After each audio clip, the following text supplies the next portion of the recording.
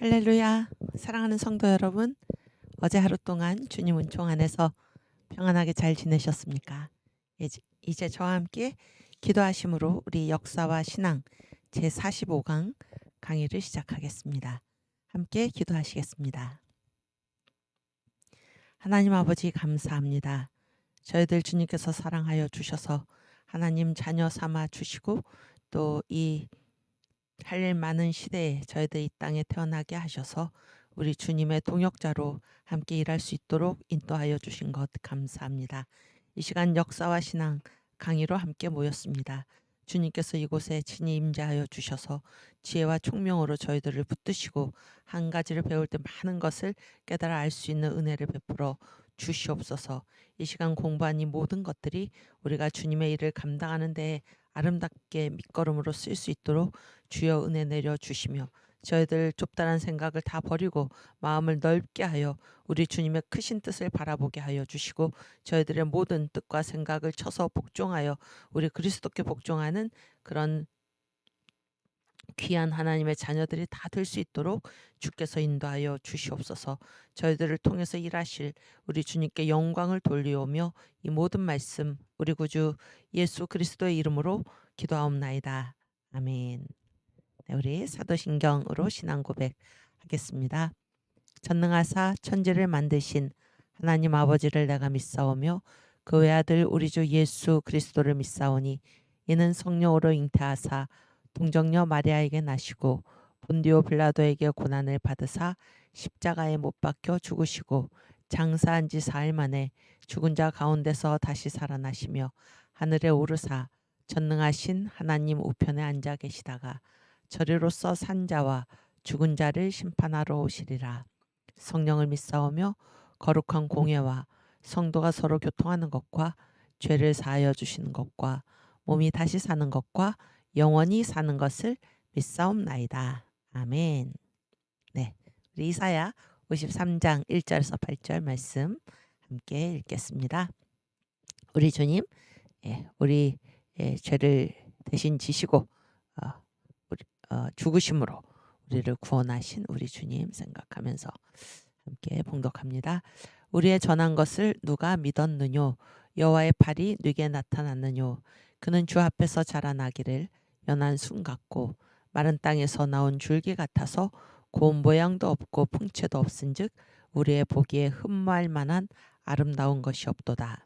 그는 멸시를 받아서 사람에게 실어 버린 바 되었으며 강고를 많이 겪었으며 질고를 아는 자라. 마치 사람들에게 얼굴을 가리우고 보지 않음을 받는 자 같아서 멸시를 당하였고 우리도 그를 귀히 여기지 아니하였도다. 그는 실로 우리의 질고를 지고 우리의 슬픔을 당하였거늘 우리는 생각하기를 그는 징벌을 받아서 하나님에게 맞으며 고난을 당한다 하였노라. 그가 찔림은 우리의 허물을 인함이요 그가 상함은 우리의 죄악을 인함이라. 그가 징계를 받음으로 우리가 평화를 누리고 그가 채찍에 맞음으로 우리가 나음을 입었도다. 우리는 다 양 같아서 그릇 행하여 각기 제 길로 갔거늘 여호와께서는 우리 무리의 죄악을 그에게 담당시키셨도다. 그가 곤욕을 당하여 괴로울 때에도 그 입을 열지 아니하였으며 마치 도수장으로 끌려가는 어린 양과 덜 깎는 자 앞에 잠잠한 양같이 그 입을 열지 아니하였도다. 그가 곤욕과 신문을 당하고 끌려갔으니 그 세대 중에 누가 생각하기를 그가 산자의 땅에서 끊어짐은 마땅히 형벌받을 내 백성의 허물을 인함이라 하였으리요. 아멘. 네. 이 신학의 정의 함께 공부하고 가겠습니다. 신학이란 무엇인가? 대상과 관점으로 얘기를 하죠. 신학의 대상은 하나님과 그의 피조의 세계, 그래서 전체입니다. 전체. 하나님 창조주시고 나머지가 다 피조물이죠. 이 전체를 어떤 관점으로 이해하는가? 성경적 관점으로 이해한다. 이것이 바로 신학입니다. 그래서 이 서열이 있는데 서열. 신학은 항상 성경 아래입니다. 성경에 복종해야 하는 것입니다. 그래서 신학과 이 성경 하나님의 말씀이 부딪힐 때 우리는 과감히 뭐를 버려야 됩니까? 과감히가 아니라 당연히 신학을 버려야 하는 것입니다. 인간의 어떠한 학문도 성경을 거스를 수 없고 성경을 넘어설 수가 없는 것입니다. 아멘. 그랬을 때 이 성경적 관점, 성경적 관점이 무엇인가? 그것은 성경의 주제가 뭐인가? 또 성경의 기록 목적이 무엇인가? 성경의 내용이 무엇인가를 살펴보면 성경적 관점이 무엇인가를 당장할 수 있습니다. 그런데 이 세 가지가 다 무엇을 누구를 가리키고 있나? 바로 예수 그리스도입니다. 예수 그리스도. 일단 성경의 주제에 요한복음 5장 39절 말씀입니다.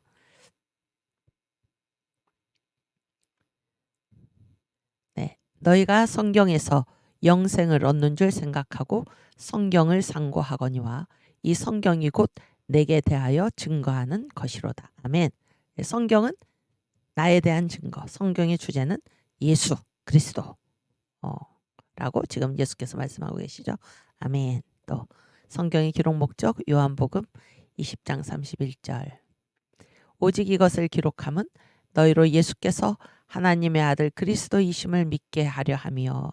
첫째, 성경은 우리가 예수는 하나님의 아들 그리스도시다. 이것을 믿게 하기 위해서 우리가 믿게 하기 위해서 성경이 기록되었고, 두 번째, 이 사실을 믿는 우리가 또 너희로 믿고 그 이름을 힘입어 예수의 이름을 힘입어 생명을 얻게 하려 함이니라. 예수 이름으로, 오직 예수 이름으로 생명을 얻게 하시기 위해서 성경이 기록되었습니다. 아멘. 하나님의 구원사죠. 구원사. 아멘. 그 다음 성경의 내용 누가복음 24장 27절 말씀. 이에 모세와 및 모든 선지자의 글로 시작하여 모든 성경에 쓴 바 자기에 관한 것을 자세히 설명하시니라. 아멘. 여기 보세요. 모든 성경에 쓰여 있는 바가 누구에 관한 것입니까? 우리 주님 예수님께 관한 것. 성경의 주제 예수, 기록 목적 예수, 예수 믿고 우리가 생명을 얻는 것. 그렇죠? 그다음에 세 번째 성경의 내용 예수. 그래서 성경적 관점이 무엇인가? 예수다. 그러니까 예수. 하나님과 그의 피조의 세계를 성경적 관점, 예수를 중심으로 성경적 관점으로 이해하는 학문이 바로 신학입니다. 아멘. 오케이. 오늘은 우리 역사신앙 제45강 강인데요. 오늘 강의의 제목이 뭔가요? 제목이 역사 안에서의 심판과 하나님. 어제부터 우리가 이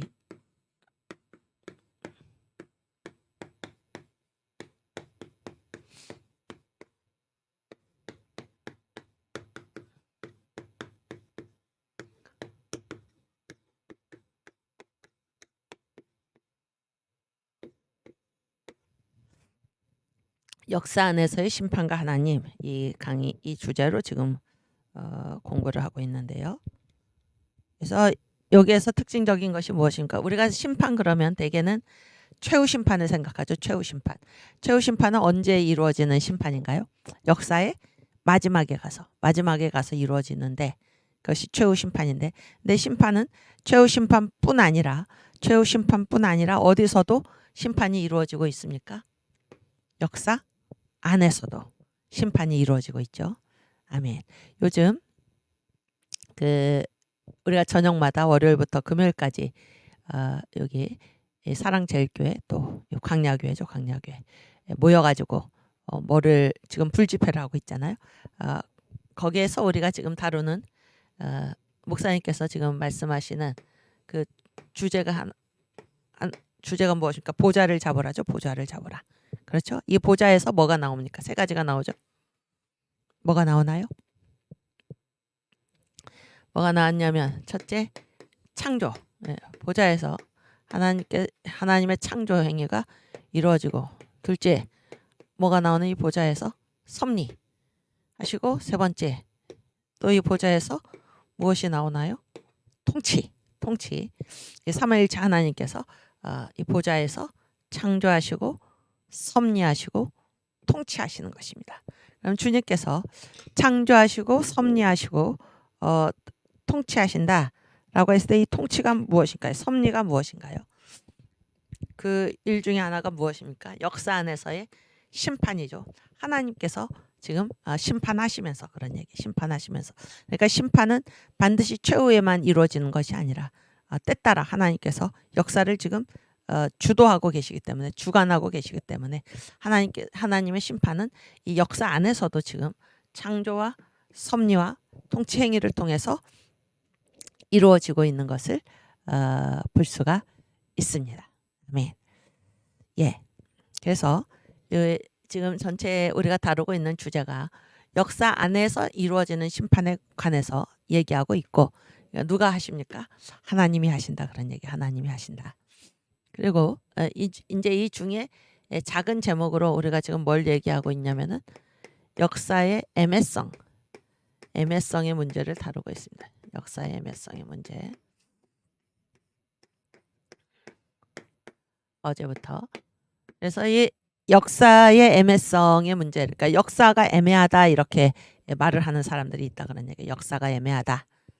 애매하다라는 거는 뭔가 이렇게 딱 떨어지지 않고 딱 맺고 끊음 이런 게 우리 눈에 명확하게 이렇게 드러나지가 않아서 뭔가 애매한, 그게 바로 애매한 거죠. 근데 애매하다라고 이제 얘기를 하는 사람들이 많다 그런 얘기예요. 그래서 그게 이제 특별히 그 예로 드는 것이 무엇인가? 예로 들 뿐만이 아니라 이것은 인간의 역사가 진행된 이래 사람들이, 그것도 진지한 사람들, 뭐 바르게 살고자 하는 사람들, 또 그런 것에 이렇게 관심이 있는 사람들, 뭐 자기 한 몸 돌보면서 사는 사람들이 그런 질문을 하는 게 아니라 뭔가 이렇게 이 공공의 것에 관심이 있는 사람들, 네, 어떤 질문을 합니까? 왜 의인이 고난 당합니까? 왜 의인이 고난 당합니까? 의인은 어떻게 돼야 됩니까? 의인은 상을 받아야 되는데 왜 의인이 고난 당합니까? 이런 질문을 한다는 것입니다. 왜 악인이 형통합니까? 악한 자는 어떻게 해야 되나요? 악한 자는 벌을 받아야 되는데, 그런 얘기죠. 악한 자는 벌을 받아야 되는데 왜 악인이 형통합니까? 이런 것이 이 역사가 왜 이렇게 애매하냐 그런 거예요. 왜 의인인데 고난을 받고 상을 받아야 되는데 고난을 받고, 왜 악인인데 벌을 받아야지 형통한가? 이것이 이제 역사의 애매성을 묻는 그런 질문의 대표적인 형태입니다. 한번 따라해 보실까요? 의인의 고난, 악인의 형통. 네, 의인의 고난, 악인의 형통. 이게 이제 역사가 애매하지 않는가? 하나님께서 이 역사를 이끌고 계시다면은 왜 하나님을 믿는 의인들이 고난을 당하고 왜 하나님을 믿지 않는 악인들이 형통한 것인가? 네, 이런 질문. 또 하나님을 믿지 않는 자들 중에서도 하나님을 알지 못하나 자기들이 보기에도 왜 착하게 사는 사람이 어려움을 당하고 왜 악한 사람이 잘 되는가? 이런 질문을 가지게 돼 있다 그런 거예요, 인간은. 그래서 역사가 애매하다 이렇게 질문을 한다는 것입니다. 그런데 그것은 누구의 기준에서입니까? 인간의 기준에서입니다. 도덕적으로 볼 때 그렇다 그런 얘기죠. 그래서 이 인간 생활에는 하나님과 사람이 관계를 맺고 사는 이 종교적인 차원이 있고, 사람이 사람과 관계를 맺고 사는 도덕적인 차원이 있고, 사람이 자연과 관계를 맺고 사는 심미적인 차원이 있습니다. 물질적인 차원이 있죠. 그렇죠? 그랬을 때 도덕은 이제 사람과 사람 사이의 문제입니다. 그래서 이 역사를 도덕의 관점, 그러니까 인간이 기준이 되어서 이 역사를 바라볼 때 이런 문제는 정말로 도덕적으로 너무나 애매한 것입니다. 도덕에서는 선한 사람은 상을 받고, 권선징악이죠. 선한 사람은 상을 받고 악한 사람은 벌을 받아야 하는데, 이 의인이 고난을 당하거나 악인이 형통하는 것은 도대체 이 도덕으로는 풀리지 않는 것입니다. 그래서 역사가 애매하다라고 했을 때 그것은 역사가 도덕적으로 애매하다라는 것이고, 역사가 사람의 눈으로 봤을 때 애매하다는 것입니다. 그러나 우리는 무엇을 알고 있습니까? 역사는 인간의 기준으로 인간이 주인이 되어서 인간의 뜻대로 진행되는 것이 아니고 역사는 하나님이 다스리시는 곳이다라는 것을 우리는 알고 있습니다. 그래서 의인의 고난, 악인의 형통 이런 것이 우리에게 문제가 되지 않는 것은 역사는 하나님의 절대 주권하에 지금 진행되고 있으므로 우리로서는 이해할 수 없지만 하나님의 뜻이 계시다라는 것을 우리는 믿는 것입니다. 그리고 그것이 실제 사실입니다. 실제 사실이에요. 하나님께서는 무수한 의인의 고난을 통하여 또 악인의 형통을 통하여 그분의 일을 이루어가고 계십니다. 그렇죠? 근데 이것이 어느 정도로 심각한 문제였나 라고 한다면은 하냐면 하나님을 믿는 성경에서 하나님을 믿고 따르는 신실한 사람들, 예레미야가 이런 질문을 했고 욥이 이런 질문을 했고 아삽 시편 아삽이 이런 질문을 했습니다. 또 수도 없이 이 시편의 이 기자들이 이런 질문을 했습니다. 하나님 어찌하여 의인이 고난을 당한 것입니까? 하나님 어찌하여 악인이 형통한 것입니까? 하나님 어찌하여 당신의 택한 백성들을 이렇듯 고난을 주십니까? 왜 이방인을 사용해서 당신의 믿지 않는 하나님을 믿지도 않는 이 이방인을 들어서 당신의 택한 백성을 치십니까? 이렇게 수도 없이 질문을 하는 것입니다. 하나님을 믿는다고 하면서도. 그러나 모든 것은 이 역사는 누가 주인인가? 창조와 섭리와 통치가 다 어디로부터 나오는가? 삼위일체 하나님의 보좌로부터 나온다. 역사는 애매하지 않습니다. 분명합니다. 하나님의 설계도 안에서 분명합니다. 하나님께서 지금도 창조하시고 섭리하시고 통치하고 계시는 것입니다. 그래서 우리가 이 역사는 하나님의 절대 주권으로 주님께서 이끌고 계시다. 창조하시고 섭리하시고 통치하고 계시다. 하시고 계시다. 이 사실을 알면 우리가 어떤 일을 우리 눈앞에 보더라도 결코 우리는 소망을 잃고 낙심하거나 마음이 흔들리거나 하나님의 존재를 의심하거나 그럴 이유가 전혀 있지 않는 것입니다. 역사가 애매하다라는 것은 역사가 도덕적으로 애매하다. 우리 인간의 눈으로 봤을 때 애매하다. 그 말은 우리 눈에 다 이해되지 않는다 그런 얘기죠. 어찌 우리가 역사를 다 이해할 수 있겠습니까? 우리 절대 주권자이신 우리 하나님을 믿는 믿음으로 역사의 애매성의 그 숱한 질문들을 넘어서서 순종과 충성으로 우리 주님 앞에서 살아갈 수 있기를 그런 저와 여러분이 되기를 주님의 이름으로 축원합니다. 아멘. 네, 오늘 45강 파워포인트 보여주세요. 오케이. 그래서 오늘은 역사 안에서의 심판과 하나님, 역사의 애매성의 문제 이제 세 번째인데요. 그래서 오늘 이제 저와 여러분이 함께 공부할 거는 선민 이스라엘의 순환입니다. 선민이 무슨 말이죠? 선민.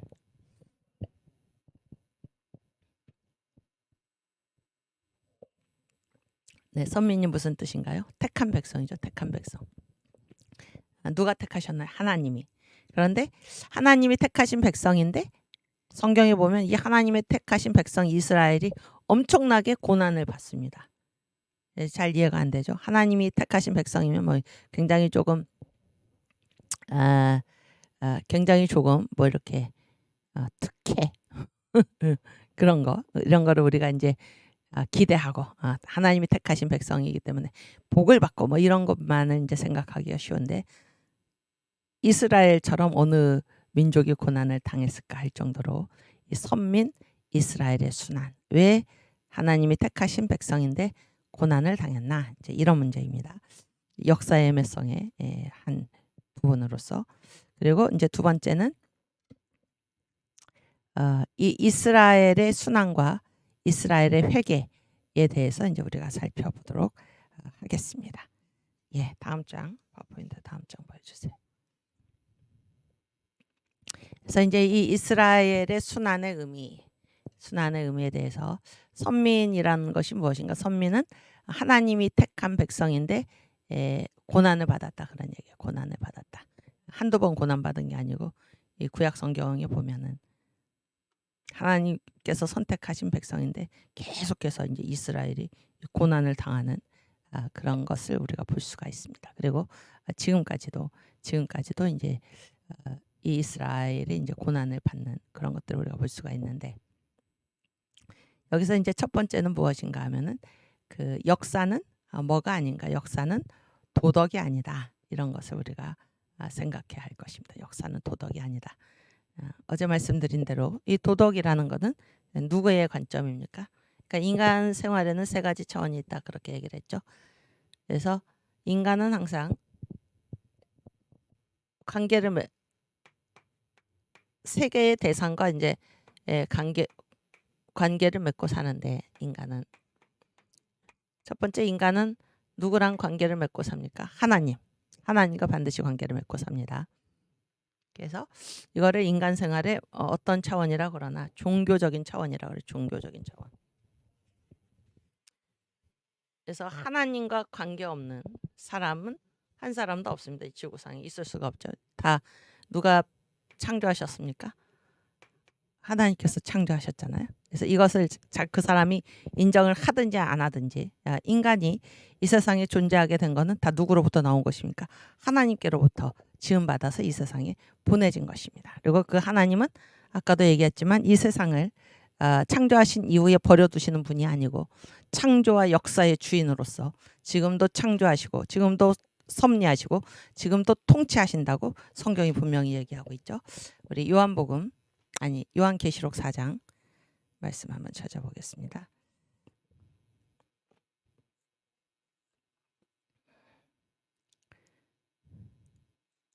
4장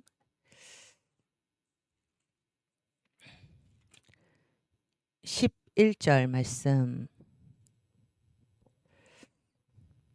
네, 함께 읽겠습니다. 우리 주 하나님이여 영광과 존귀와 능력을 받으시는 것이 합당하오니 주께서 만물을 지으신지라. 창조죠. 만물이 주의 뜻대로 있었고, 그렇죠? 섭리 또 지으심을 받았나이다. 통치, 창조와 섭리와 통치가 어디에서 지금 되냐면 여기가 지금 보좌입니다. 보좌. 1절 4장 1절부터 1절 2절 같이 읽겠습니다. 이 일 후에 내가 보니 하늘에 열린 문이 있는데 내가 들은 바 처음에 내게 말하던 나팔 소리 같은 그 음성이 가로되 이리로 올라오라.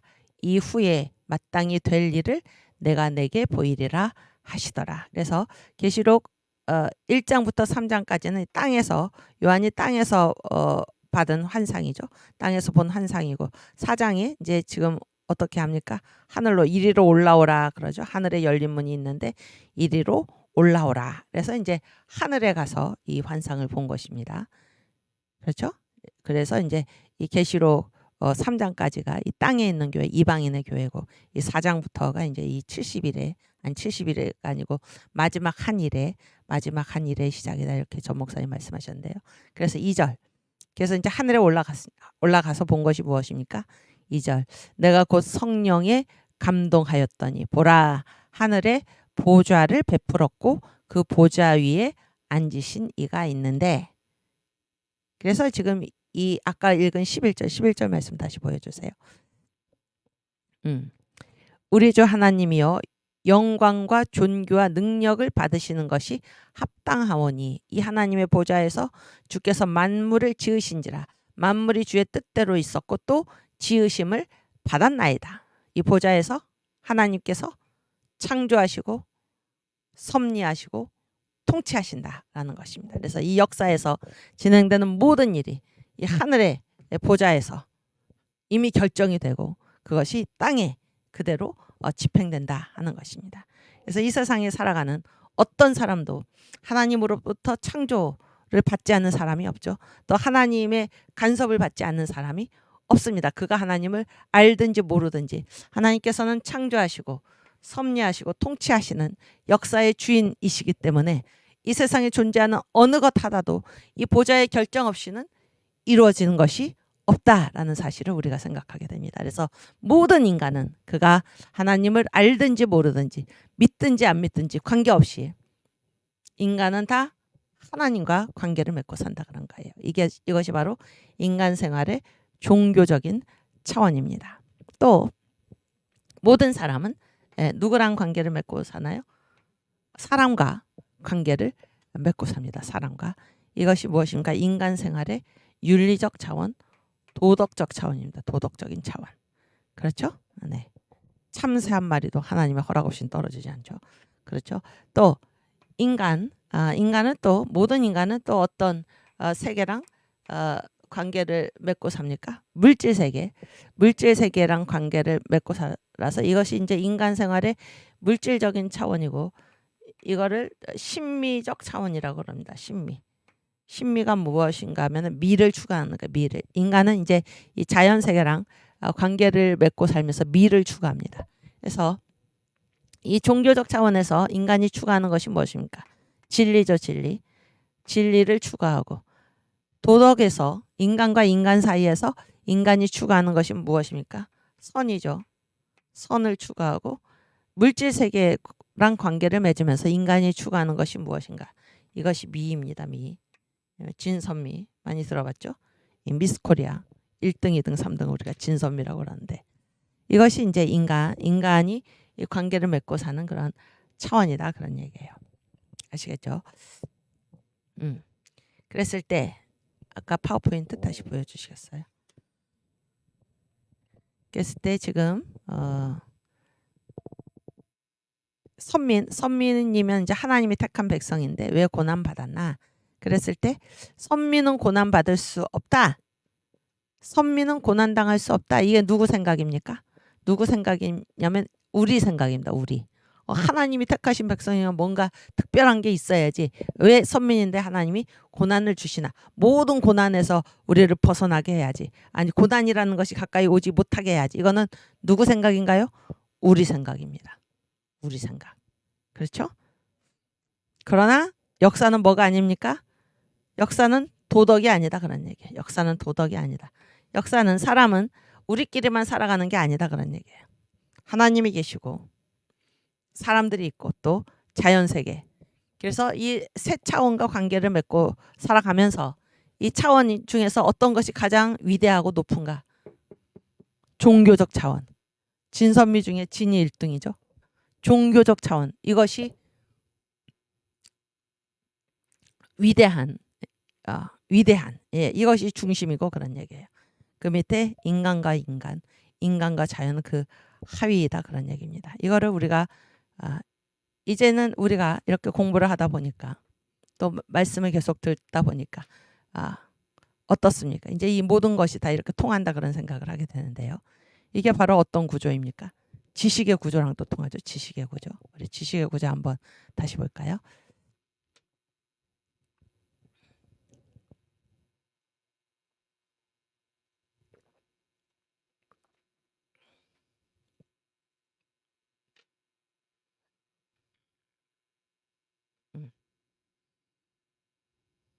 보세요. 여기 보면은 그 가장 왼쪽에 보면은 어떤 지혜와 어떤 지혜가 있습니까? 하나님의 지혜와 인간의 지혜가 있죠. 하나님의 지혜와 인간의 지혜가 있는데 그래서 이제 지식의 구조를 할 때 지식의 구조 가장 아래쪽에 있는 게 무엇인가요? 가장 아래쪽에 있는 게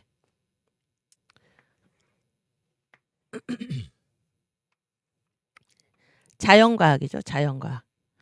자연과학이면은 여기 이 말을 한 사람이 이제 키엘케고르인데 인간 생활의 어떤 차원에 해당하는 것입니까?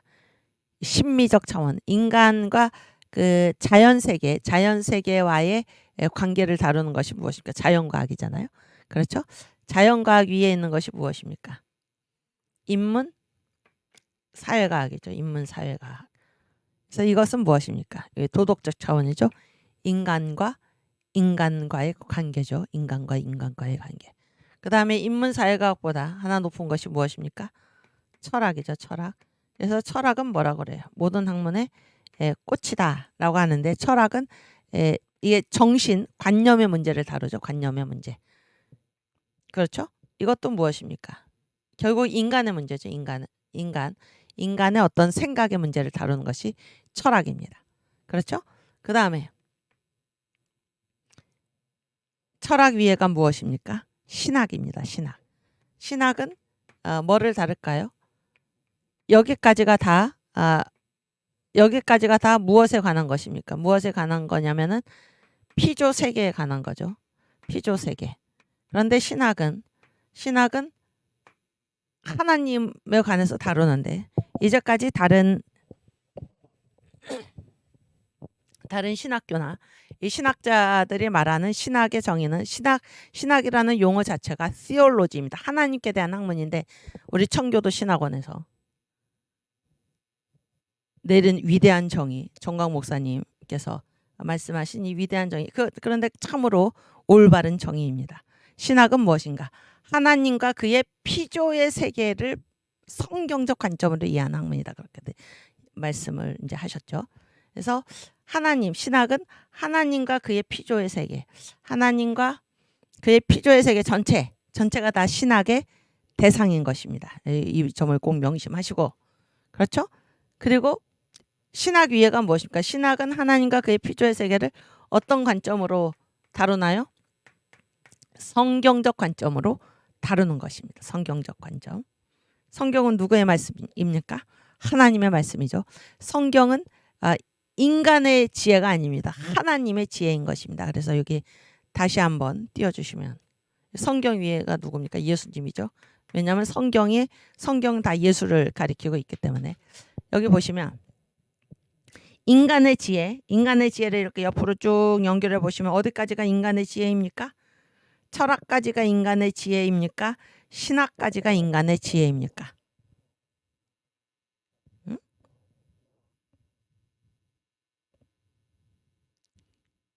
어디까지가 인간의 지혜인가요, 여러분?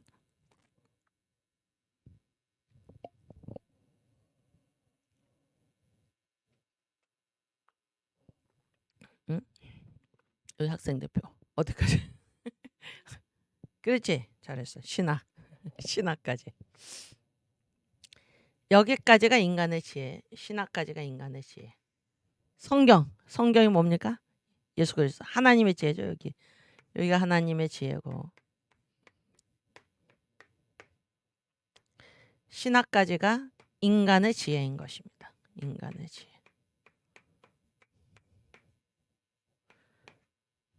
그런데 우리가 이제 신학을 공부하는 과정 중에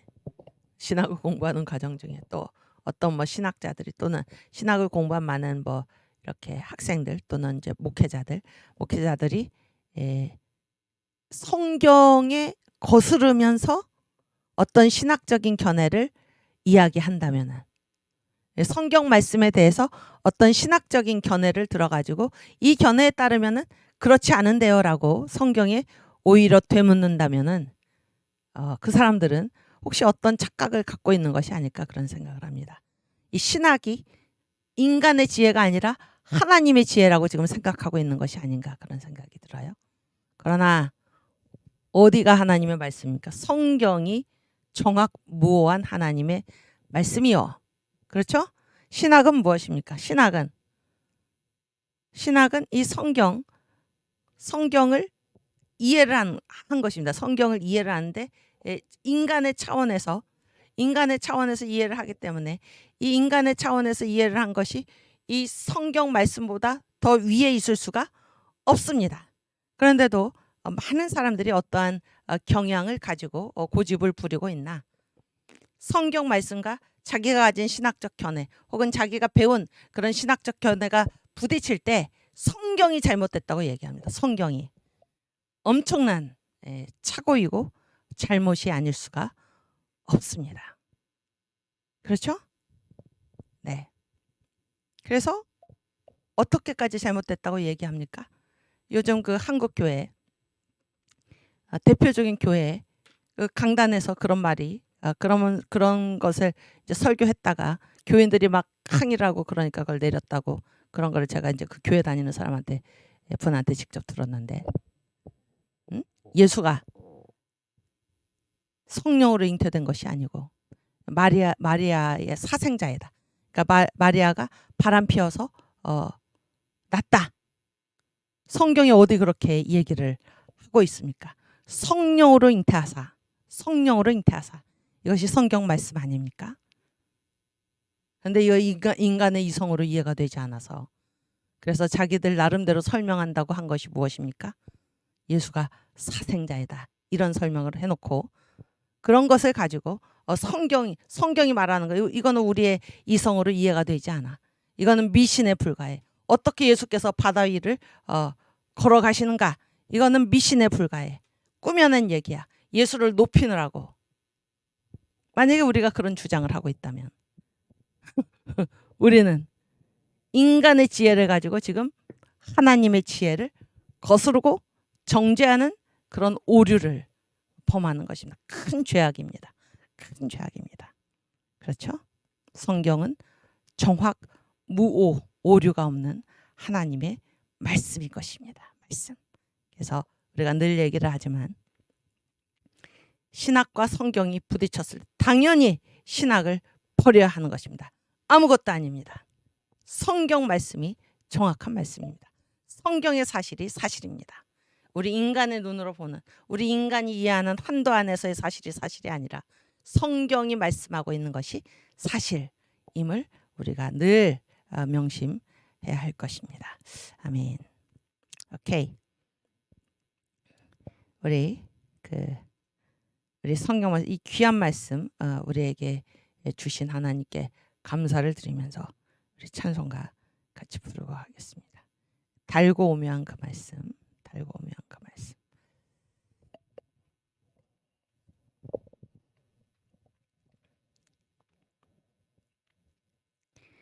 달고 묘한 그 말씀, 생명의 말씀은 귀한 그 말씀 진실로 생명의 말씀이 나의 길과 믿음 밝히 보여주니 아름답고 귀한 말씀 생명샘이로다.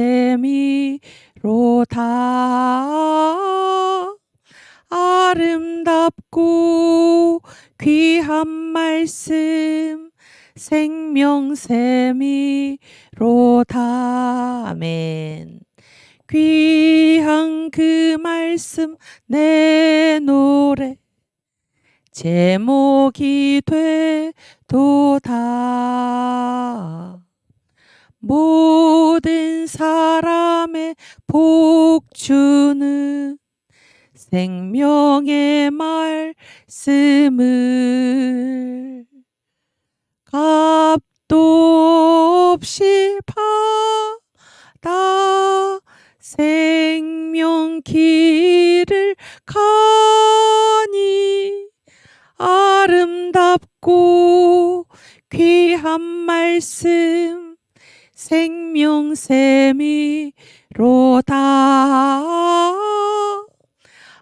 아름답고 귀한 말씀 생명샘이로다. 아멘. 널리 울리고 퍼지는 생명의 말씀은 마음의 용서와 평안을 골고루 주나니 다만 예수 말씀 들어 복을 받네. 아름답고 귀한 말씀 생명샘이로다.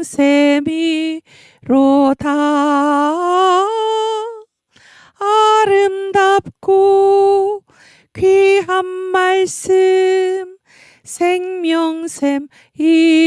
생명샘이로다. 아멘. 우리 주님의 말씀, 귀한 생명의 말씀. 아멘. 그래서 이 성경을 기록하신 분이 누구십니까? 하나님이시죠. 모든 성경은 하나님의 영감으로 된 것입니다. 영감으로. 그래서 우리가 성경 말씀을 읽을 때 우리 인간의 지혜로 억지로 풀려고 해서는 되지 않는 것입니다. 성경은 성경으로, 또 성경을 쓰신 성령께서 우리에게 지혜 주시기를 우리가 간구하면서 성경 말씀을 우리가 종합무어한 하나님의 말씀으로 읽고 그 말씀의 인도하심을 받고 가르침을 받아서 살 수 있기를 바랍니다. 어떠한 신학적인 견해도 성경을 거스르거나 능가할 수 없다라는 사실을 우리가 반드시 기억해야 할 것입니다. 아멘. 다시 파워포인트 보여주세요. 그래서 이 역사는 도덕이 아니다 그런 얘기예요. 역사는 하나님이 지금 다스리고 있어요. 모든 것이 하나님의 보좌로부터 나온다. 그래서 이 땅에 어떤 일이 일어났다라고 했을 때 하나님의 보좌에서 이미 결정되었고 허락이 되었다라는 사실을 우리가 생각해야 할 것입니다. 그래서 역사는 도덕이 아니다. 인간이 주인이 아니다. 인간의 판단대로 되는 것이 아니다라는 것입니다. 그래서 역사는 애매하지 않다 그런 얘기예요. 잠언 16장 4절 말씀.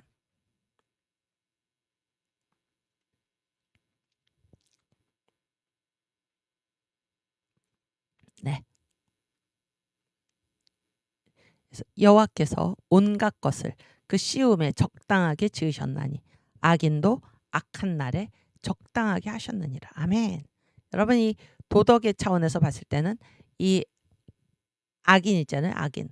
악인은 어떻습니까? 있어서는 안 되죠. 악인은.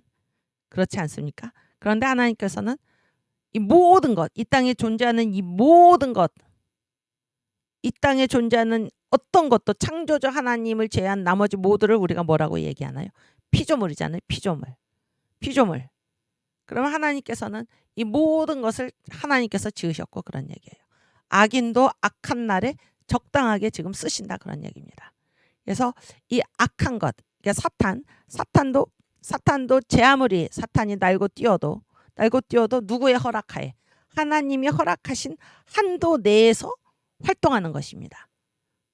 허용작정이라고 하죠. 허용작정. 하나님께서 허용하신 것입니다. 허용하신 것. 자기 마음대로 사탄이 악인이 자기 마음대로 하는 것이 아니고 다 하나님의 이 주권 아래 장악되어 있다. 이 사실을 지금 이 성경 구절이 또 잘 보여주고 있는데 여호와께서 온갖 것을 그 시음에 적당하게 지으셨다. 하나님이 다 결정하신다. 그런 얘기. 하나님이 다 결정하신다. 그래서 악인도 악한 날에 적당하게 하셨느니라. 아멘. 오케이. 그랬을 때 여기 이 역사는 도덕이 아니다. 그러니까 인간의 기준으로 역사가 진행되는 게 아니다. 그래서 왜 하나님이 택하신 백성이면 항상 평안과 복과 즐거움만 있어야 되는데 구원만 받아야 되는데 왜 하나님이 택하신 백성인데 고난을 받습니까? 라고 묻는다면 그것은 역사를 도덕의 차원에서 보기 때문에 그런 질문을 한다 그런 얘기예요. 그러나 역사는 도덕이 아니다. 역사는 하나님이 주권자이다 그런 얘기예요. 또 파워포인트 보여주시면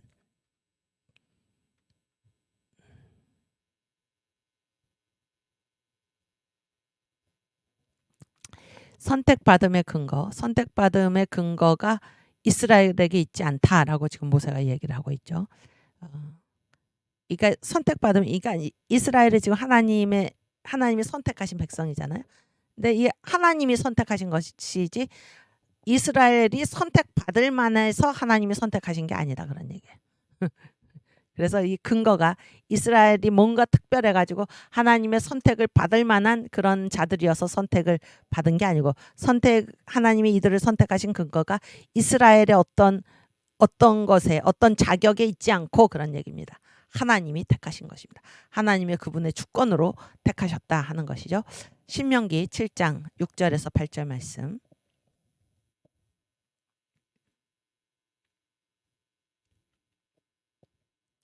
신명기 7장 6절에서 8절 말씀. 네. 너는 여호와 내 하나님의 성민이라. 선민도 있고 성민도 있는데 성민이 무슨 뜻인가요? 성민. 응? 거룩한 백성이라는 뜻이죠. 거룩한 백성. 거룩한 백성.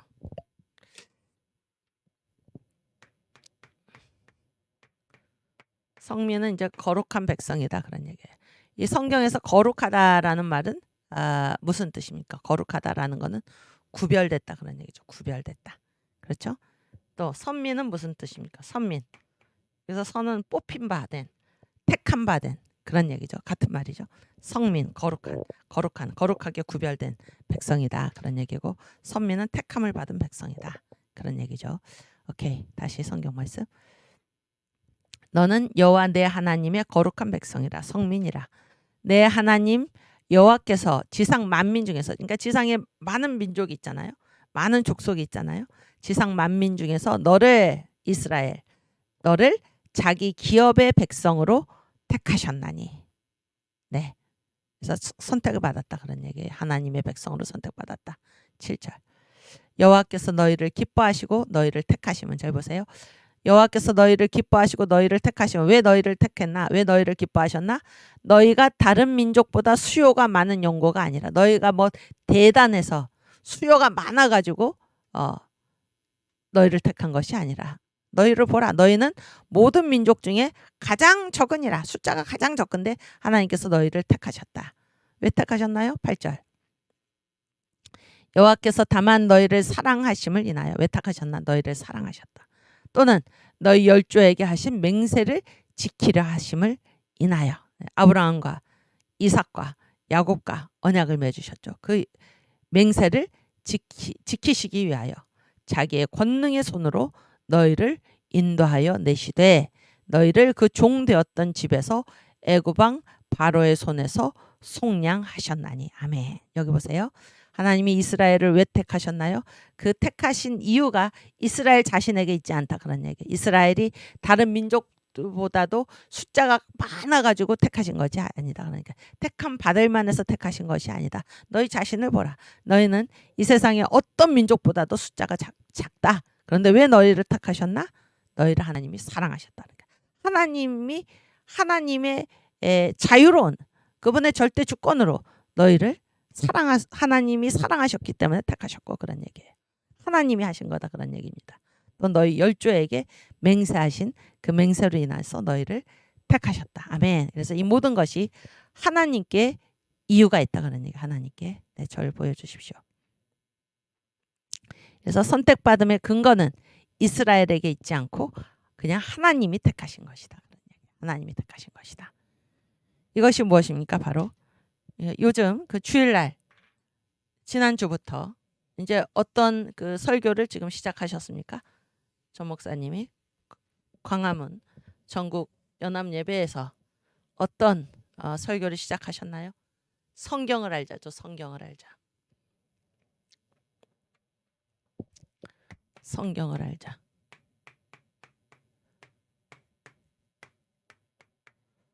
성경을 알자. 그래서 이제 이거를 말씀하시는 가운데, 그래서 하나님께서는 이 태초라는 거는 우리가 그러니까 시간을 셋으로 나누면은 지금을 뭐라고 그럽니까? 지금을 현재라고 그러고, 지금으로부터 이제 과거로, 아니지, 제가 이미 답을 말했죠. 지금으로부터 이제 거슬러 올라가는 시간을, 지금 이전에 있었던 시간을 뭐라고 그러나요? 과거라고 그러잖아요. 과거. 그렇죠? 그리고 앞으로 올 시간을 뭐라고 그러나요? 미래라고 그러죠. 미래. 근데 인간이 이렇게 계속 과거로 올라가 가지고 인간이 그 생각할 수도 없는 아주 끝까지 간 그 과거 그 과거를 뭐라고 그러나요? 태초라고 그럽니다. 태초. 창세기 1장 1절 말씀이 무엇입니까? 태초에 하나님이 천지를 창조하시니라. 아멘. 그랬을 때 이 태초에 하나님이 천지를 창조하시기 전에 태초에 계셨던 분, 이 태초에 어떤 일이 있었는지 유일하게 알고 계신 분이 누구십니까? 삼위일체 하나님밖에 안 계시죠. 그래서 하나님께서 이제 우리에게 알려주시는 것입니다. 태초에 하나님이 천지를 창조하셨다. 창조 행위가 이제 일어난 것입니다. 그랬을 때 이제 그 목사님께서 전 목사님께서 설교하시면서 하나님께서 우리도 없고 아무도 없었으니까 굉장히 심심하셨겠다. 그런데 성경에 나타나는 이 하나님의 속성 중에 인간과 공유하지 않으시는 비공유적 속성 중에 하나가 무엇입니까? 하나님은 결코 심심하시지 않다. 그러니까 하나님은 충분히 스스로 위로를 받으시는 그런 하나님이시다. 그런 얘기죠. 하나님이 심심하시다. 그런 게 있을 수가 없다. 그런 얘기예요.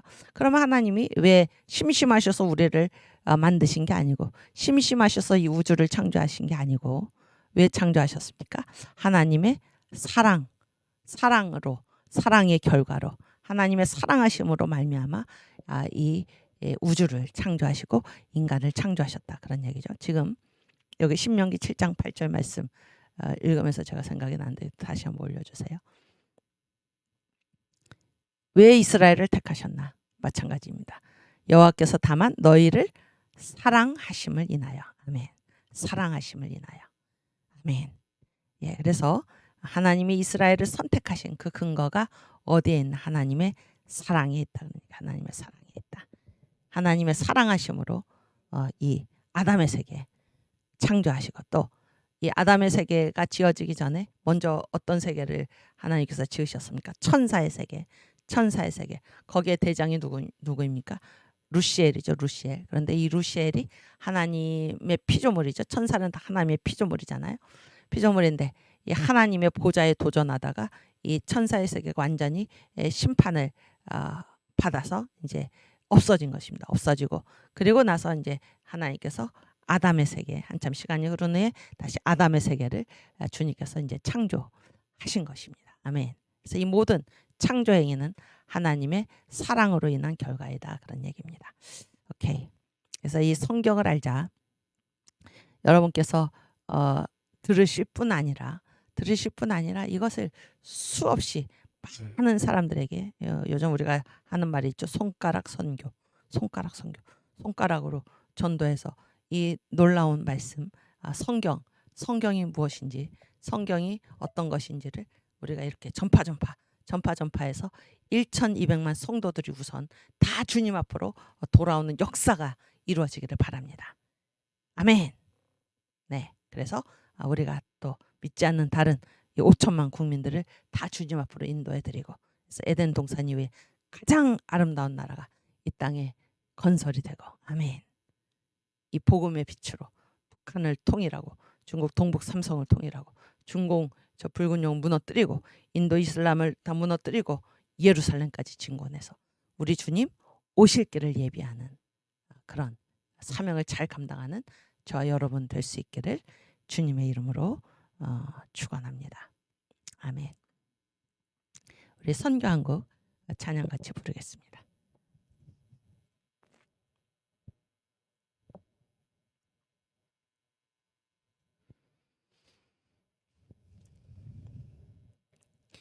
영원한 주님의 십자가 사랑 우릴 재촉하시네.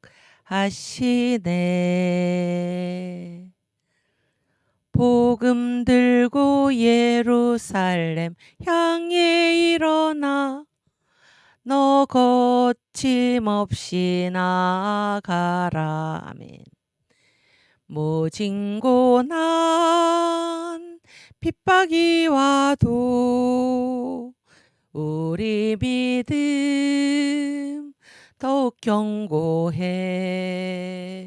선포하리 하나님 나라 주님의 교회 승리하리라. 아멘. 주님의 명령 따라 한국교회 일어나리라. 죽음 앞에서라도 돌아서지 않으리. 부흥의 불길 따라 선교 한국 일어나리라. 우리 주님 다시 오실 때까지. 아멘. 우리 선교한국 사명을 잘 감당하시는 저 여러분 되기를 주님의 이름으로 축원합니다.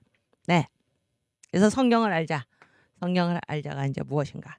성경을 알자. 그래서 이 성경은 성경이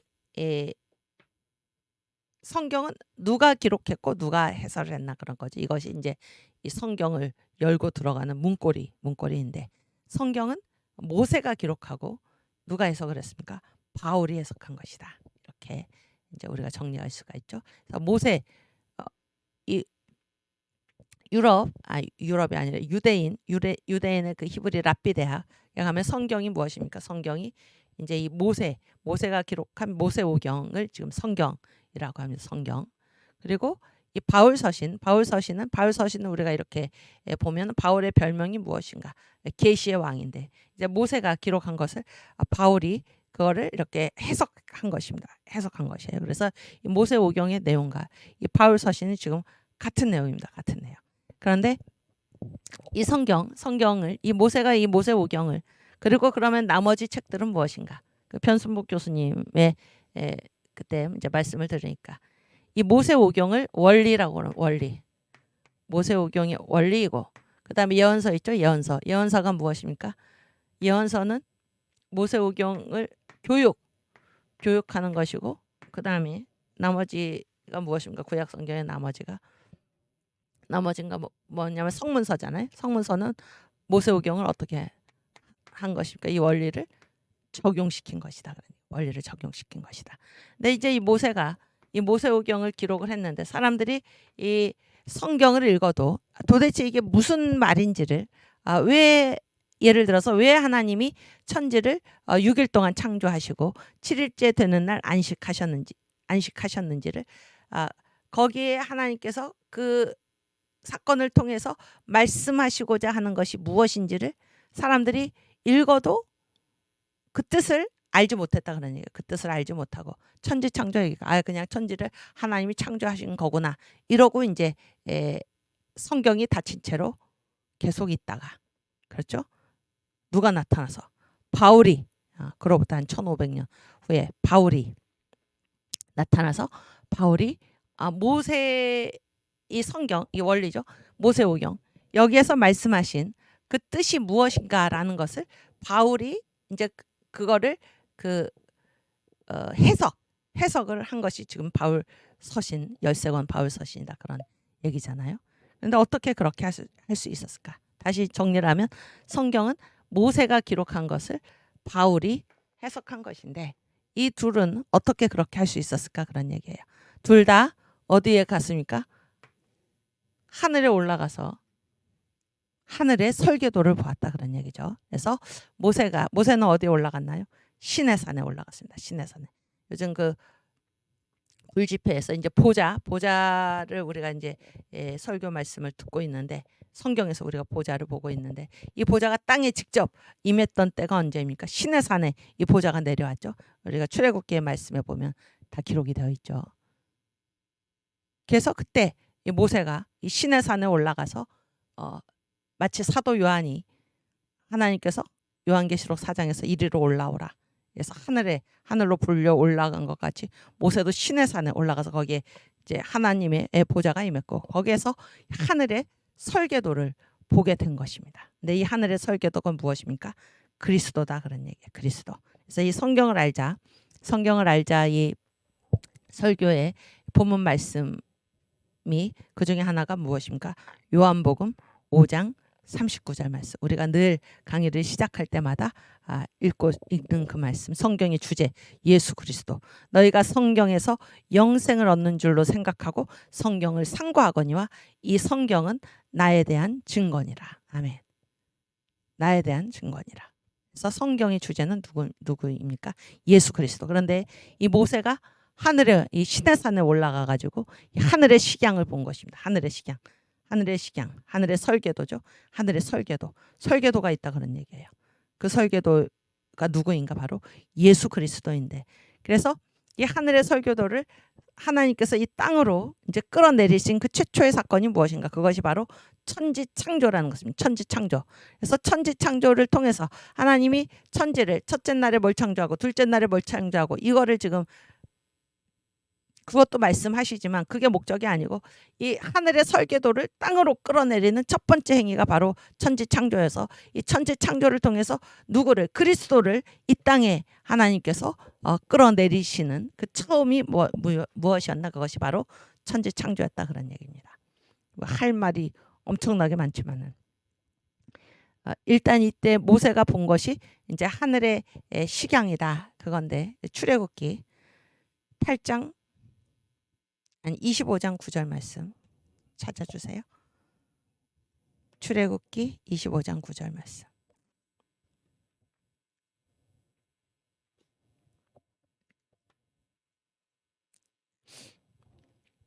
네. 무릇 내가 내게 보이는 대로 장막의 식양과 그 기구의 식양을 따라 지을지니라. 그래서 여기 식양이라는 말이 있죠. 식양이라는 말을 식양을 어디서 봤습니까? 내가 너한테 보이는 대로. 그러니까 이 시내산에 올라갔을 때 하나님께서 모세에게 보여주셨습니다. 이 하늘의 설계도 그리스도. 그래서 지금 천지창조 얘기를 했는데 첫째 날이 무엇입니까? 빛이 있으라 말씀하셨죠. 근데 이 빛이 자연빛이 아니다 그런 얘기예요. 자연빛은 그 해와 달과 별을 창조하신 때는 언제입니까? 넷째 날이죠. 넷째 날.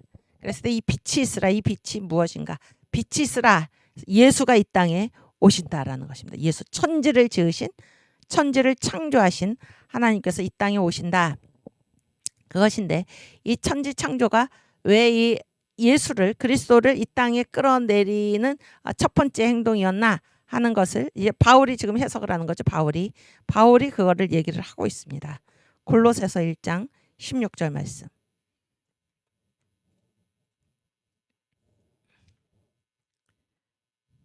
골로새서 1장 16절 말씀. 아멘. 네. 보세요. 만물이 그에게 창조되되 예수님입니다. 하늘과 땅에서 보이는 것들과 보이지 않는 것들과 혹은 보좌들이나 주관들이나 정사들이나 권세들이나 만물이 다 그로 말미암고 그를 위하여 창조되었고. 아멘. 그래서 이 창조 이게 지금 창조잖아요. 창조. 만물이 창조되었다. 만물이 창조된 것이 결국 누구를 위해서? 예수를 위하여. 예수의 것으로. 예수에 의하여. 그렇죠. 그러니까 창조 얘기는 결국 누구 얘기입니까? 예수님. 예수님을 이 땅에 끌어내리는 예수님을 이 땅에 계시하시는 그런 처음 행동이었다라는 것을 지금 이 바울이 골로새서 1장 16절 말씀에서 분명하게 얘기하고 있습니다. 천지창조는 누구를 위한 것인가? 예수를 위해서. 예수에 의하여. 예수의 것으로. 그렇죠? 그러면서 우리가 이 성경 말씀을 읽어보면 빛이 있으라 라고 했을 때 이 빛이 무슨 이 자연빛이 아니고 이거는 예수가 이 땅에 오신다라는 것을 말씀하시는 것이다 라는 사실을 우리가 어디에서 그러니까 천지창조는 다 예수님 얘기다 그런 얘기. 예수님 얘기. 예수께서 이 땅에 오셔서 이루실 구속사역을 지금 말씀하고 계신 것이다 그런 건데 그래서 빛이 있으라가 예수가 이 땅에 오신다 라는 뜻이다 라는 것을 우리가 어디에서 확인할 수 있습니까? 요한복음 1장 9절 말씀 보여주세요. 요한복음 1장 9절 말씀 1장 9절에서 네, 여기 보세요. 참빛 곧 세상에 와서 각 사람에게 비치는 빛이 있었나니 누구십니까? 예수죠. 예수가 이 세상에 어디? 예수님이 지금 빛이십니다. 참빛. 근데 이 빛은 예수는 어떤 분이십니까? 10절 그가 세상에 계셨으며 세상은 그로 말미암아 지은 바 되었으되 세상이 그를 알지 못하였고. 이게 빛, 참빛. 이 빛이 누굽니까? 창조주 하나님이십니다. 사람으로 오신 예수시다 그런 얘기예요. 그래서 하나님께서 빛이 있으라 첫째 날 말씀하신 사실은 예수께서 천지를 지으신 창조주께서 사람으로 이 땅에 오신다 하는 말씀이다 그런 얘기입니다. 그래서 이 천지창조는 단순히 천지를 창조한 그런 얘기가 아니다 그런 얘기예요. 그러니까 성경이 그렇게 지금 구도가 되어 있다 그런 얘기입니다. 그리고 이거를 지금 눈치챈 사람이 누구인가? 바울입니다. 바울. 예. 고린도후서 4장 6절 말씀.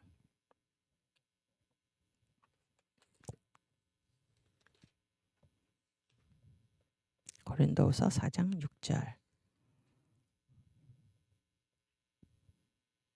네. 보세요.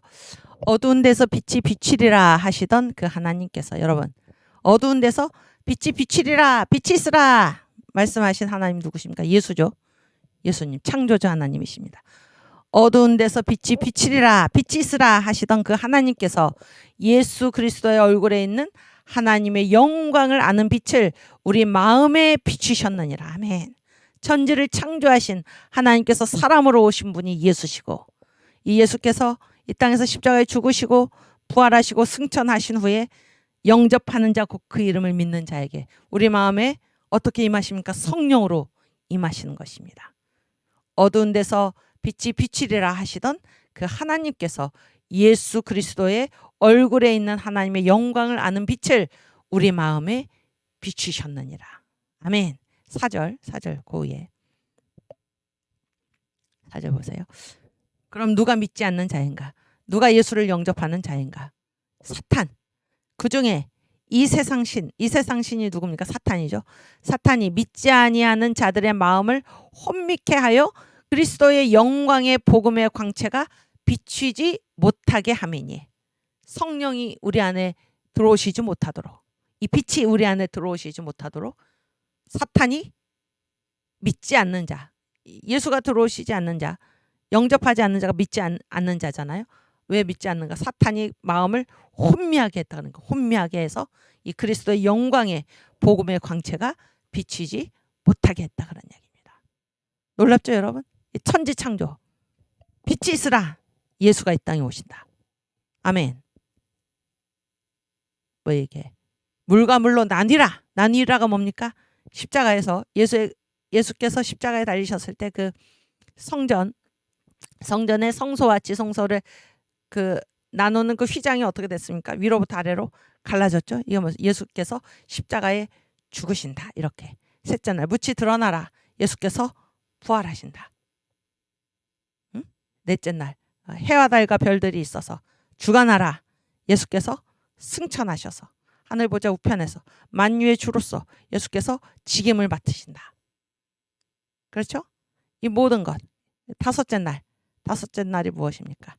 번성하고 생육하고 번성하고 충만하라. 예수께서 성령을 보내주셔서 성령 세례를 받은 자들로 하여금 확대 복사, 이 뭐 선교죠, 선교. 확대 복사의 역사가 일어나게 하신다. 그렇죠? 또 여섯째 날이 무엇입니까? 다스리라. 하나님의 형상이 이루어진 이들에게 하나님이 영권과 인권과 물권을 주셔서 3대 권세를 주셔서 왕국. 그래서 예수께서 이 땅에 오셔서 왕국을 이루시리라. 그래서 이 천지창조 얘기가 단순히 천지창조 얘기가 아니요.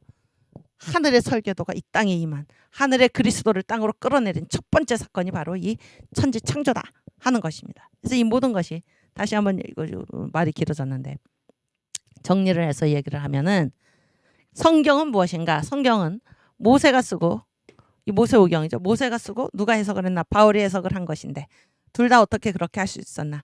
모세나 바울이 우리보다 뭐가 뛰어나서 그렇게 한 것이 아니라 다 하늘에 가서 보았다 그런 얘기입니다. 모세는 시내 산에 올라가 가지고 하늘의 설계도를 봤는데, 이 하늘의 설계도의 내용이 무엇입니까? 바로 그리스도입니다. 그리스도.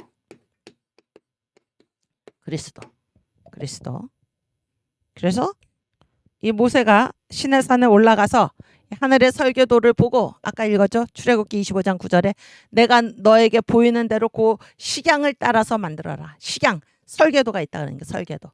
이거를 보고 땅으로 내려와서 기록한 것이 무엇입니까? 모세오경이고, 세운 것이 무엇입니까? 성막입니다. 성막. 그렇죠? 그런데 바울도 어디에 올라갔습니까? 바울이 고린도후서 12장 1절을 찾아볼까요? 고린도후서 12장 1절.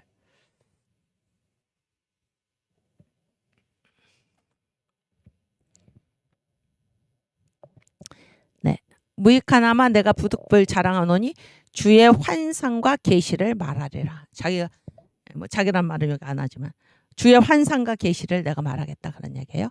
2절. 내가 그리스도 안에 있는 한 사람을 아노니 자기죠. 14년 전에 그가 셋째 하늘에 이끌려 간 자라. 아멘. 여러분 셋째 하늘 한문으로는 3층 천이라고 그러는데 1층 천. 첫째 하늘이 어디입니까? 둘째 하늘이 있고 셋째 하늘이 있는 거죠. 그렇지 않습니까? 첫째 하늘이 어딘가요? 여기 새가 날아다니는 우리 눈으로 보는 그렇죠. 비행기 날아다니고 여기가 뭡니까? 여기가 첫째 하늘이죠. 여기 1층입니다. 1층 천. 첫째 하늘이고 하나님 계신 곳이 셋째 하늘이고 그러면 그 사이가 둘째 하늘이겠죠? 이 둘째 하늘이 어디입니까? 이게 바로 공중권세 잡은 자. 사탄이죠. 사탄.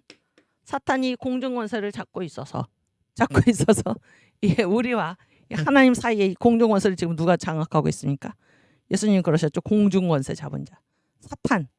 여기가 둘째 하늘입니다. 근데 바울이 첫째 하늘 여기는 우리가 사는 세상이잖아요. 여기서 어디로 지금 올라갔습니까? 셋째 하늘. 하나님 계신 곳. 하나님 계신 이 셋째 하늘로 바울이 올라간 것입니다. 올라갔어요. 다시 12장 2절. 내가 그리스도 안에 있는 한 사람을 아노니 14년 전에 그가 셋째 하늘에 이끌려 간 자라. 이 셋째 하늘은 그러니까 죽어서 가는 건데 지금 입신을 한 거죠. 입신을. 그가 몸 안에 있었는지 몸 밖에 있었는지 나는 모르거니와 하나님은 아시느니라. 그렇죠? 그래서 셋째 하늘에 지금 이끌려 올라간 것입니다. 이끌려 올라가 가지고 바울이 본 거예요. 하나님 계신 곳에 가서 뭘 봤습니까? 모세가 본 이 하늘의 설계도를 바울이 본 것입니다. 그래서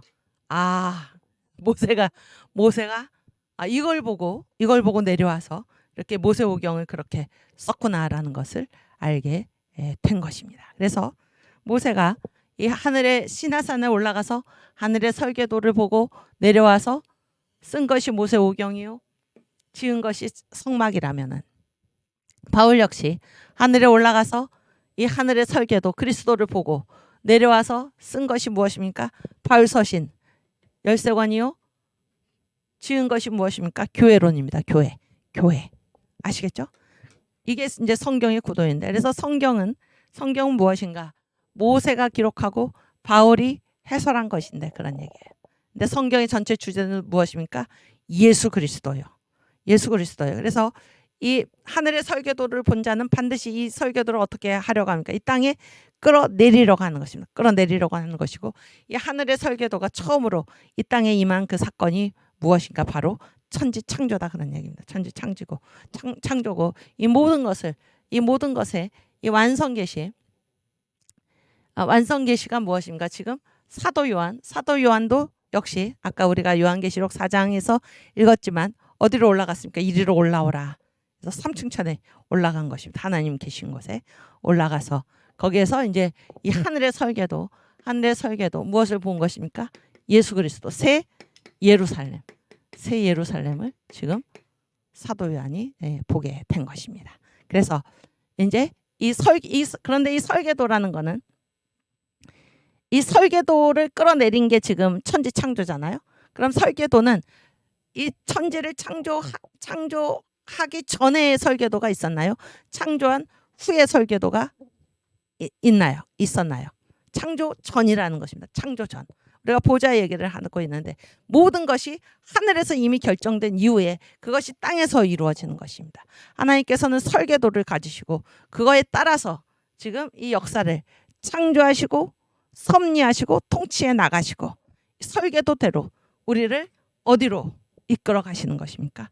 새 예루살렘으로 이끌어가고 계시다 하는 사실을 우리가 생각해야 할 것입니다. 놀라운 은혜 아닙니까? 놀라운 은혜. 놀라운 사랑. 이것이 성경이다. 이것이 성경이다. 그래서 근데 여기서 이제 핵심 포인트가 몇 가지가 있는데 첫째, 성경은 모세가 기록하고 바울이 해석한 것이다. 성경의 전체 주제는 무엇인가? 예수 그리스도이다. 성경의 목적지는 어디인가? 새 예루살렘이다. 그런데 이 설계도는 언제 있었나? 창조 전에 있었다. 이런 거를 우리가 알기를 바랍니다. 오늘 우리가 이제 이 역사신앙 강의하면서 이런 얘기를 했는데 다 이게 지금 통하는 얘기입니다. 다시 한번 파워포인트 보여주시겠습니까?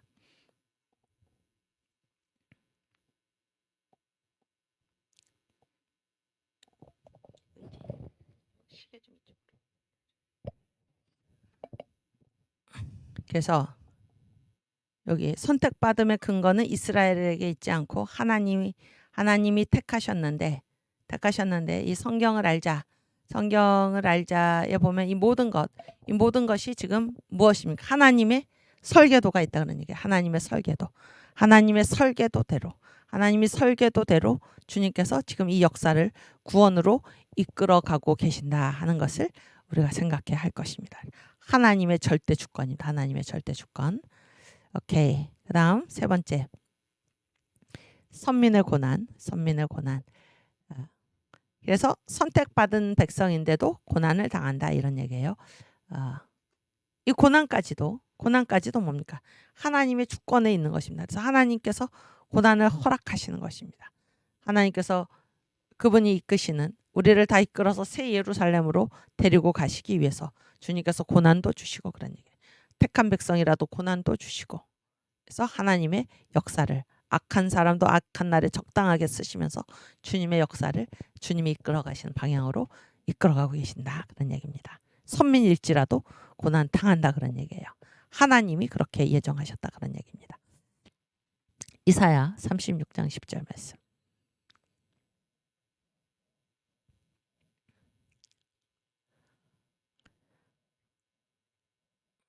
10절.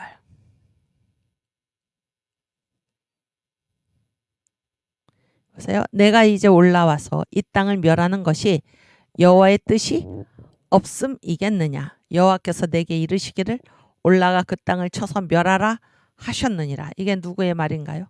아수르. 사내립 있죠. 사내립. 그러니까 이 아수르 왕이 지금 이게 이제 히스기야 시대잖아요. 히스기야 시대에 이제 예루살렘 와가지고 이 땅을 멸하는 건 이거 다 누구의 뜻일까? 하나님의 뜻이다. 이렇게 이방인의 왕의 입을 통해서 자기도 모르는 이런 말을 지금 하고 있는 것입니다. 그러니까 하나님의 역사라는 거는 반드시 그의 선민을 통해서만 하나님이 역사를 이끌어가고 계시는 것이 아니라 이방인을 사용해서도 그런 얘기예요. 이방인을 사용해서도. 그런데 이 하나님의 택한 백성이 하나님이 택하지 않는 하나님을 믿지도 않는 그런 이방인을 통해서 하나님의 택한 백성이 고난을 당한다. 이게 비참하죠. 그런데 비참한 중에도 깨달아야 하는 것이 무엇입니까? 우리는 택한 백성이니까 안전하리라. 이런 자만에서 깨이게 하는 것입니다. 하나님이 택한 백성일지라도 오히려 하나님을 믿지도 않는 이방인의 손에 의해서 고난을 당할 수 있다. 그래서 더욱더 겸손하게, 더욱더 하나님의 주권 앞에 겸손하게 살아가게 하는 것입니다. 네, 또 예레미야 43장 10절 말씀.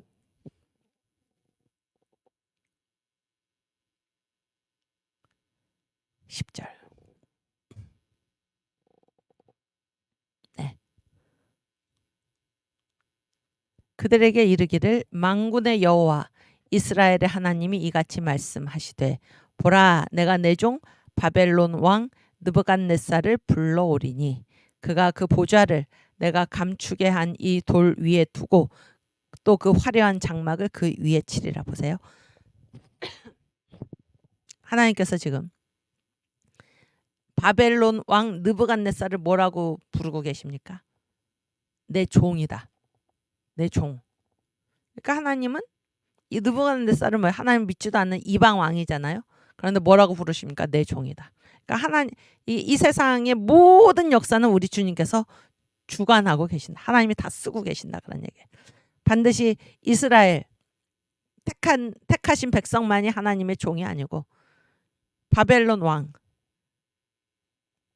아주 표독스러운 무서운 그 왕을 주님께서 뭐라고 그러십니까?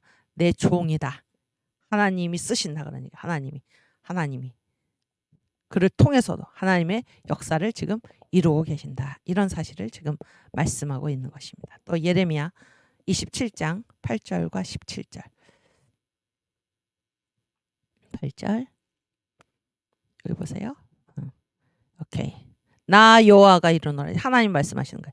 바벨론 왕 느부갓네살을 섬기지 아니하는 국민이나 그 목으로 바벨론 왕의 멍에를 매지 아니하는 백성은, 그러니까 그 다스림을, 느부갓네살한테 다스림을 받지 않는 그런 국민이나 백성은 어떻게 하십니까?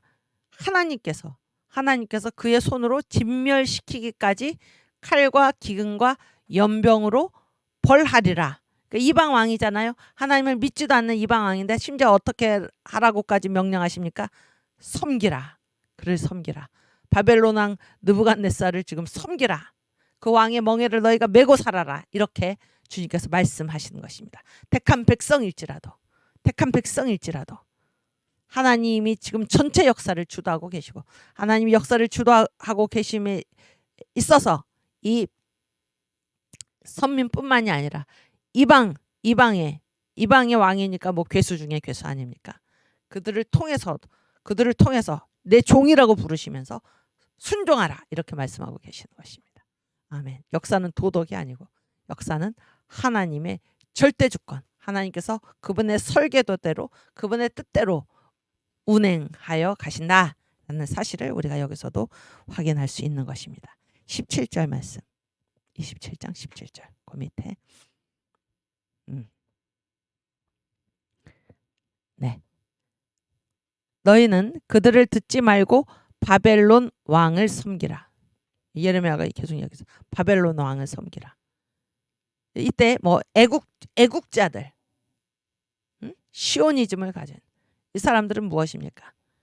이방 왕을 우리가 이거는 완전히 매국노 아닙니까? 이거는 반역이 아닙니까? 이렇게 주장을 해서 거짓 선지자들이 나와가지고 하나님이 우리를 다시 회복시켜 주실 것이다. 하나님이 바벨론 왕을 물러가게 하실 것이다. 그러나 예레미야는 뭐라고 얘기합니까? 너희는 이 거짓 선지자들, 그들을 듣지 말고 바벨론 왕을 섬기라. 하나님이 말씀하신 대로 바벨론 왕을 섬기라. 하나님의 뜻이 지금 이 이방 왕을 섬기는 데 있다, 그런 얘기입니다. 도덕의 차원에서 보면 이해할 수가 없는 말이죠. 그러나 하나님께서 지금 바벨론 왕을 섬기라, 그리하면 살리라 이렇게 명령하고 계십니다. 어찌하여 이 성으로 황무지가 되게 하겠느냐. 아멘. 또 다니엘서 2장 37절에서 38절.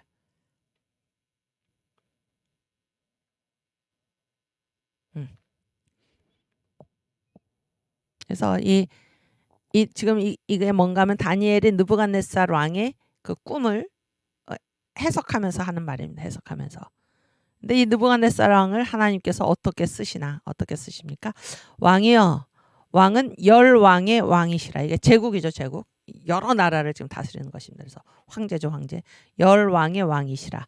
하늘의 하나님이 이런 힘을 누가 주셨나? 당신이 하나님 알지도 못하고 믿지도 않지만 이거는 당신 스스로의 힘으로가 아니라 하나님이 부여하신 거다, 그런 얘기예요. 하늘의 하나님이 나라와 권세와 능력과 영광을 왕에게 주셨고, 누구까지 주셨나? 인생들과 들짐승과 공중의 새들, 어느 곳에 있는 것을 물론하고 그것들을 왕의 손에 붙이사 다 다스리게 하셨으니 왕은 곧 그 금머리니이다. 그래서 이 바벨론 제국의 영광이 대단했죠. 그런데 그 영광, 이 느부갓네살에게 그 금머리, 가장 귀하죠, 금이. 여기 그 동상의 그 재질들을 보면은 그 모든 것을 허락하신 분이 누구신가? 하나님이 그렇게 허락하셨다. 그러니까 하나님이 그에게 주셨다. 그러니까. 누구 마음입니까? 이 역사는 하나님 마음대로, 하나님의 절대 주권이 섭리하시는 그곳이 바로 역사다라는 사실을 우리가 여기서도 확인할 수 있는 것입니다. 이방의 바벨론 왕 느부갓네살이 누리던 그 엄청난 영광과 그의 권세, 그 막강한 권력, 자기 힘으로 된 것이 아니고 하나님이 그에게 그렇게 주셨다, 그런 얘기예요. 하나님은 이방이든지 유대인이든지 택한 백성이든지 택하지 않은 백성이든지 다 하나님의 주권하에서 하나님께서 이 역사를 이끌고 계시다라는 사실을 우리가 확인할 수 있기를 바랍니다. 그러므로 우리가 예수를 믿는다고 하면서 하나님 나는 예수를 믿는데 왜 이렇게 나한테 고난을 주십니까? 이런 말을 할 수가 있을까요? 저 사람은 예수를 믿지도 않는데 어떻게 저렇게 돈을 많이 벌고 장수하면서 자식들도 다 잘 되고 저렇게 떵떵거리고 잘 살 수 있습니까? 이렇게 우리가 하나님께 물을 수 있습니까? 그렇죠? 그런 질문은 참으로 어리석은 것입니다. 어리석은. 이 역사의 주인은 우리가 아니고 우리의 기준대로 되는 것이 아닙니다. 하나님의 뜻대로 하나님께서 선하신 뜻을 향해서 우리를 구원하시기 위해서 우리 모두를 새 예루살렘으로 이끌고 계시다라는 사실을 우리가 굳게 믿고 역사에서 무슨 일이 일어나든지 하나님이 다 허락하신 것이다 라는 사실을 알고 오직 하나님께 영광과 찬송을 올려드리면서 우리의 할 일을 할 수 있기를 바랍니다. 아멘. 또 역대하 36장 23절 말씀.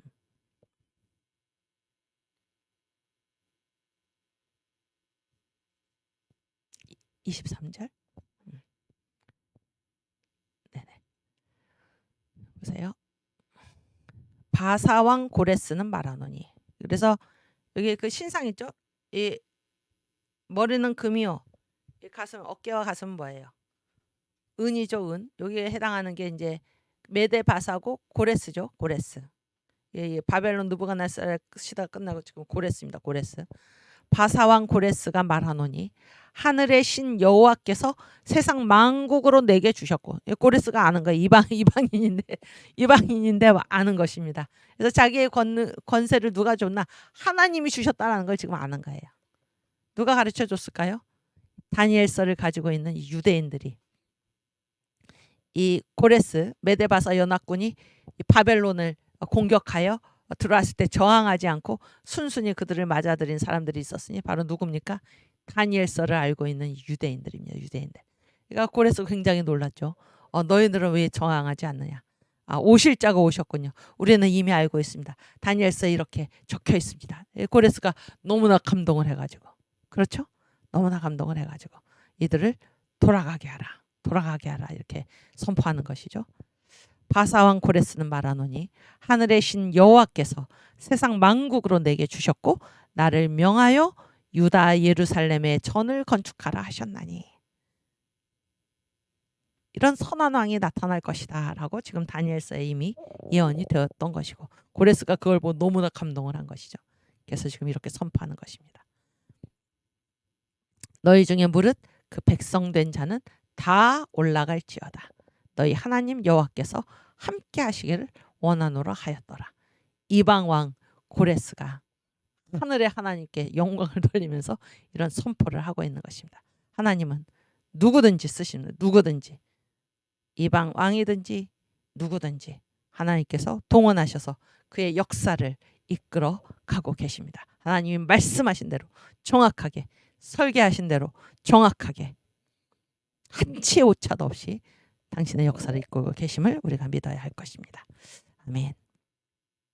그래서 이 다니엘서가 세 번 나라를 구했다 그렇게 얘기가 되죠. 그래서 첫 번째는 언제입니까? 바로 이 고레스가 바벨론을 쳐들어왔을 때 이 유대인들은 다니엘서를 갖고 있었던 유대인들은 저항하지 않고 딱 보이면서 오실 리가 오셨습니다. 이렇게 맞았던 것입니다. 그래서 이들이 지금 그 자기들의 땅으로 이스라엘로 다시 귀환하게 되는 그런 복을 누렸고 또 언제입니까?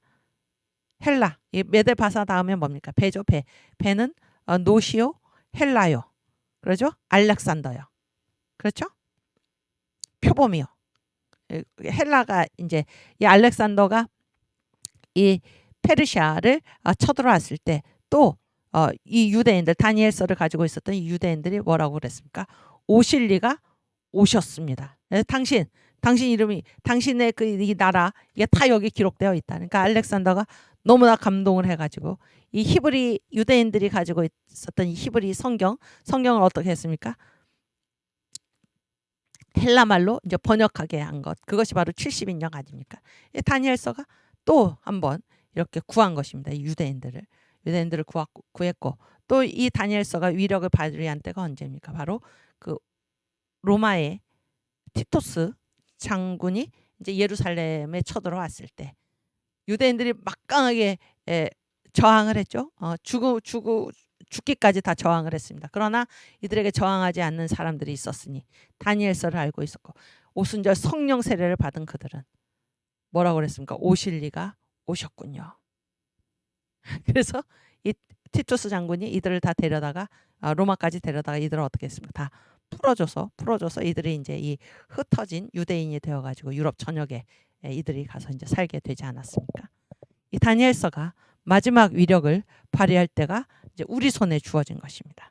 우리가 주님은 어떻게 하십니까? 다니엘서에 의하면 주님은 반드시 오십니다. 반드시.